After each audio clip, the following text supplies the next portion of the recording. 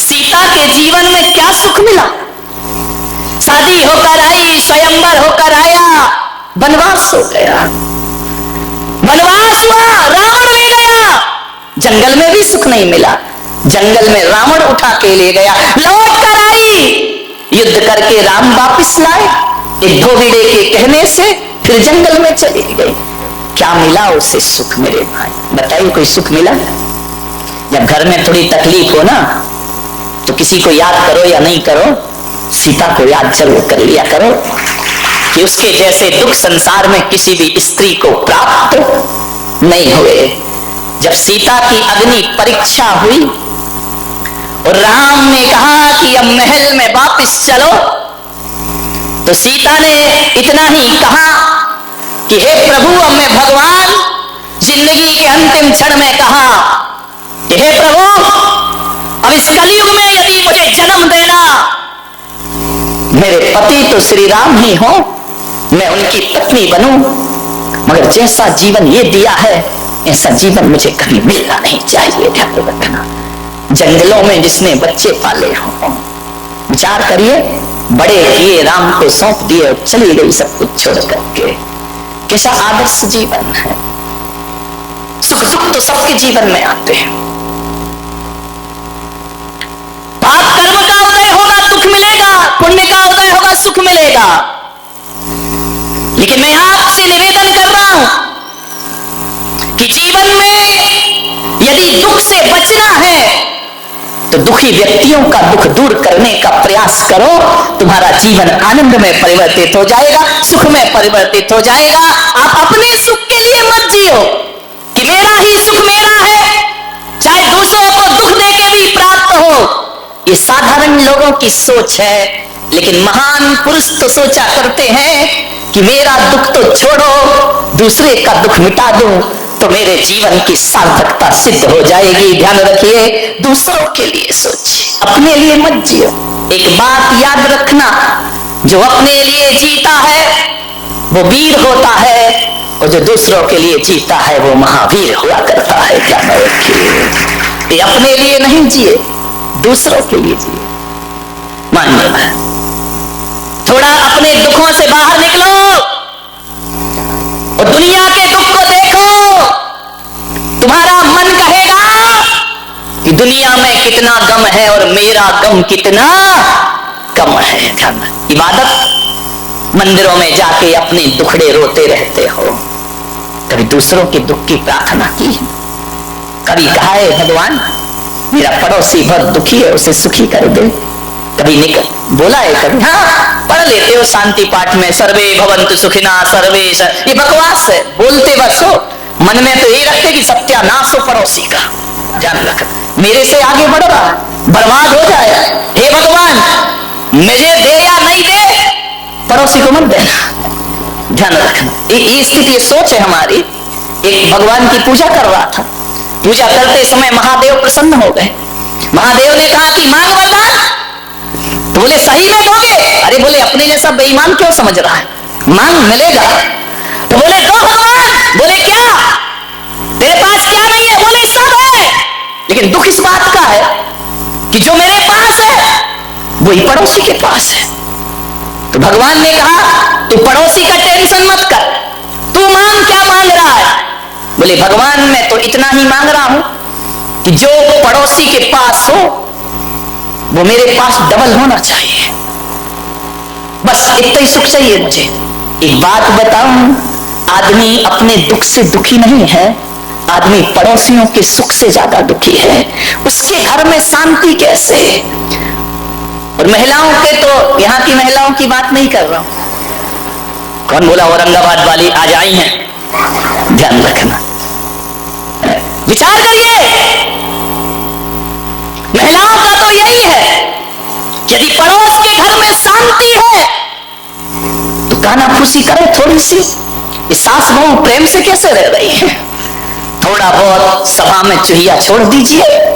इतनी होशियार होती है महिलाएं, यहाँ वाली नहीं, यहाँ वाली तो बहुत सीधी है, जलेबी की तरह।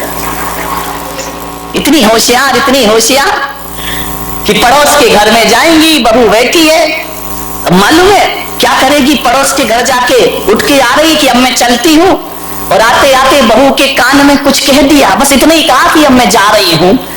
सास देख रही, अच्छा कान में कह रही, इसका मतलब मेरे खिलाफ कोई षड्यंत्र चल रहा है।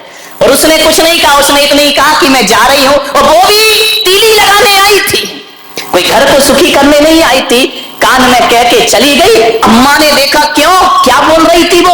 अम्मा जी कुछ नहीं, बस इतना बोल रही थी मैं। अब इस पे कोई अम्मा विश्वास करेगी कि मैं जा रही हूँ? इस पे कोई विश्वास करेगी क्या? अरे जा रही हूँ तो जोर से बोल देती, तू ही चुप आ रही है। अब श्री महाभारत प्रस्तुत करता। ऐसे घरों में आग मत लगाइए मेरे भाई। क्यों किसी के घर उजाड़ते हो? घर बसाना सीखो मेरे भाई, उजाड़ो मत। एक जगह शादी हुई, एक अम्मा ने पूछा, क्यों तू 10 दिन से मंदिर में नहीं दिखी? बोले क्या करूं बहन, लड़के की शादी थी इसलिए मैं नहीं आ पाई। हो गई तेरी शादी? बोले हो गई।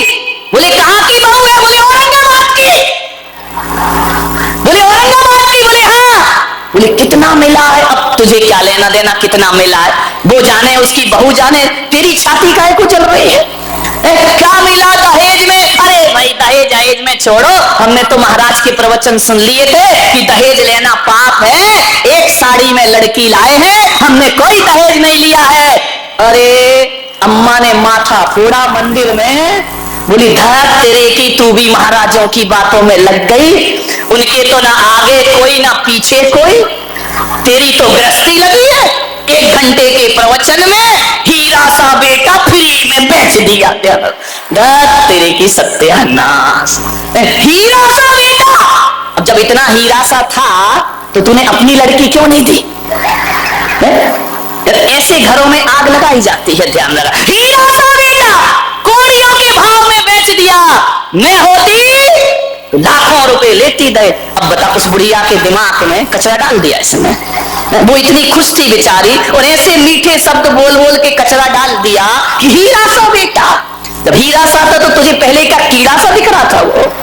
ध्यान रखिए, मत उजाड़ो किसी के घर, ध्यान रखिए, घरों को बसाइए, किसी के घरों को बर्बाद मत करिए। आओ, ये इंसान एक मंदिर के समान हुआ करता है, और ये धरती उस तीर्थ स्थान के समान हुआ करती है जहां हम लोग रहा करते हैं। मान्यवर, एक तीर्थ जैसा वातावरण बनाइए, जीवन स्वर्ग हो जाएगा आपका। किसी के घरों को बर्बाद मत करो। तुम्हें क्या लेना देना दहेज मिले नहीं मिले? आजकल मंदिरों में ये पद्म पुराण नहीं पढ़ती, बुढ़िया पुराण ज्यादा पढ़ती है। पुराण तो खुला ही रहता है, रामायण दूसरी चलती रहती है। पता चला इतनी देर मंदिर में क्या बोले स्वाध्याय कर रही थी।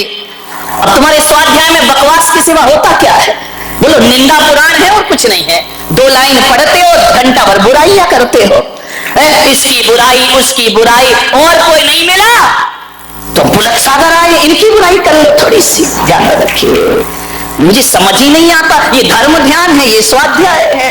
4 बैठ करके रामायण शुरू कर देते हैं अपनी, वो ऐसे वो वैसे वो ऐसा। अरे मैंने एक महिला बड़ी बुराई कर रही थी मंदिर में बड़ी जोर जोर से, ये महाराज वैसे वो महाराज वैसे, उसकी बहू ऐसी उसका बेटा ऐसा। अरे तो मैंने कहा इधर आई, ये कर क्या रही है? बोले क्या कर रहे हैं? धर्म ध्यान कर रहे हैं। मैंने कहा ये धर्म ध्यान हो रहा है, एक दूसरे की बुराइयां कर रही हो, एक दूसरे महाराजों की बुराइयां निंदा कर, ये धर्म ध्यान है तुम्हारा? बोली महाराज जो आपने सिखाया वही तो कर रहे। मैंने कहा मैंने क्या सिखाया? बोले आपने तो कहा था कि रोज आलोचना पाठ पढ़ा करो। मैंने कहा कमाल है, धन्य है भाई, ये आलोचना पाठ चल रहा मंदिर में। मैंने कहा था अपनी आलोचना करना, तू मेरी आलोचना करने लगी। जय हो, विचार कर, ये बुढ़िया पुराण, इससे कोई कल्याण होने वाला नहीं है। ये ग्रंथ आचार्यों ने लिखे थे अपने कल्याण के लिए, तुम लग गई जगत के कल्याण के लिए। वाह रे आदमी, पंडित खाए काकड़ी, गुरु दूसरों को दे आकड़ी। मेरे भाई, ये स्थिति बन गई हमारे स्वाध्याय की, हमारे मंदिरों की। मैंने एक महिला से पूछा कि मंदिरों में इतनी बुराइयां क्यों करती हो? बोले इससे अच्छा स्थान मिलेगा कौन सा? लोग धार्मिक भी समझते हैं और अपना काम भी हो जाता है। याद रखिए मान्यवर, मंदिरों को अपवित्र मत करिए, विचार करना है। ये स्वाध्याय के नाम पे, ये पूजा पाठ के नाम पे, ये परंपराओं के नाम पे समाज में जो जहर घोला जाता है, ध्यान रखना, सोचना है आपको, विचार करना है। ये मोक्ष के रास्ते सदा सदा को बंद हो जाया करते हैं। अरे मोक्ष के रास्ते वो नहीं होते हैं जो समाज को दो भागों में बांट दे। मोक्ष के रास्ते तो वो होते हैं जो शेर और गाय को एक घाट पानी पिला दे, वो मुक्ति का रास्ता हुआ करता है। सांप और नेवला को एक साथ बिठा देता है, वो मुक्ति का रास्ता हुआ करता है। ध्यान रखिए, कुछ नहीं है, सब बकवास। जिसे धर्म समझ रहे, धर्म धर्म सब कोई कहे, धर्म न जाने कोई। ध्यान रखिए, एक बार क्या हुआ, महादेव शिव पार्वती के साथ, अभी कहानी सच्ची है झूठी, इस लफड़े में मत पड़ना, तो न किसी पुराण में ढूंढना।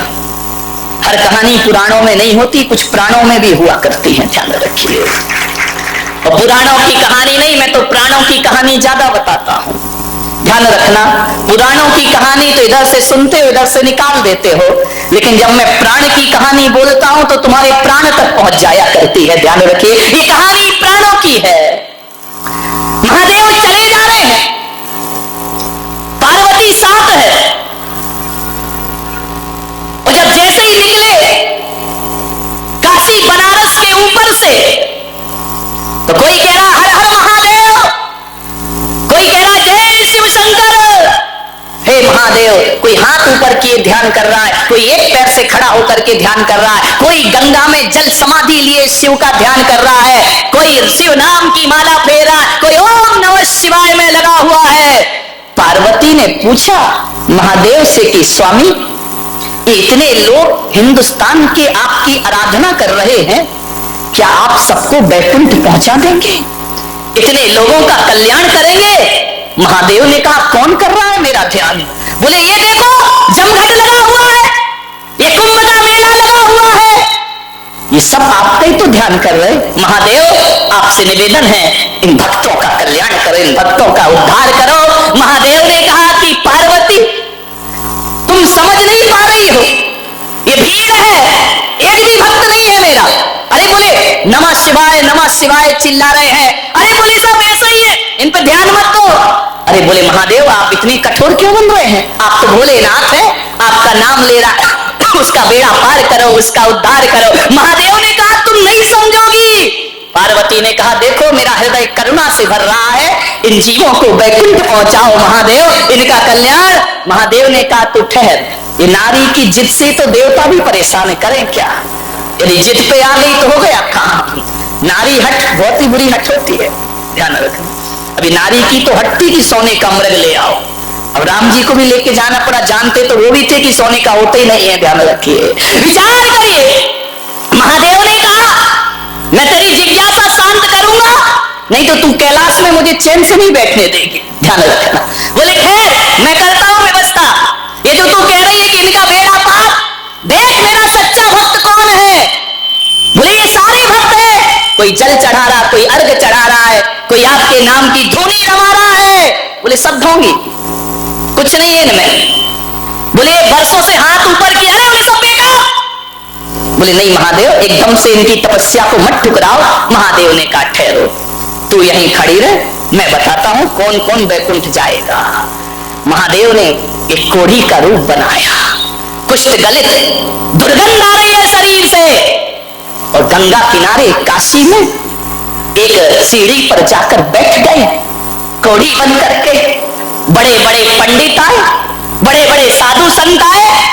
उसने कहा हे भाई मुझे गंगा स्नान करा दो, मेरा गंगा में नमन करा दो, मेरा कुष्ठ दूर हो जाएगा, मेरे पाप दूर हो जाएंगे। जो निकला छी छी दूर, कौन छुएगा तुझे, तुझे तो कुष्ठ रोग हुआ, तेरी देह गल रही है। सब मुंह बना करके निकल गए, नमः शिवाय। कोई डमरू बजा रहा, कोई ढपली बजा रहा। महादेव ने गौरा से कहा कि देख रही हो ये मेरे भक्त, एक भी मुझे गंगा में स्नान नहीं करा रहा है। जिससे कहा वही मुंह फेर के चला गया। पंडित चले गए, महंत चले गए, किसी ने हाथ नहीं लगाया कि महादेव को कोई इस बूढ़े को गंगा में स्नान करा दे।